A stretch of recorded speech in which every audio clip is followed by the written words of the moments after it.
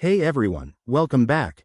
Today, we're diving into how to view my spending on Barclays in 2025. With the latest updates, Barclays has made it super easy to track your expenses, helping you stay on top of your budget and financial goals. Whether you're a longtime user or new to the app, this guide will get you sorted in no time. Let's jump right in. First things first, make sure you have the Barclays mobile app downloaded on your smartphone or access to the website. If you're on your phone, open the app and log in with your username and password. Remember, security is crucial, so enable two-factor authentication if you haven't already. It's a game changer for 2025. Once you're logged in, you'll land on the main dashboard. Look for the Spending or Overview section, usually front and center.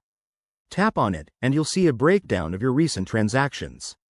Barclays categorizes everything neatly, like groceries, entertainment, or travel, making it simple to spot where your money's going. Now, for a deeper dive, select View Details or Transaction History. Here, you can filter by date, amount, or category. In 2025, Barclays has rolled out AI-powered insights. Cool, right? This feature analyzes your spending patterns and even suggests ways to cut costs, such as reducing dining out if that's your weak spot. If you need to share or save this info, hit the Export button. You can download it as a PDF or CSV file for your records. Pro tip: set up alerts in the app settings to get notifications for unusual spending. That's a must for staying proactive. And there you have it. You've now mastered viewing your spending on Barclays. This tool is a total lifesaver for managing finances in the new year.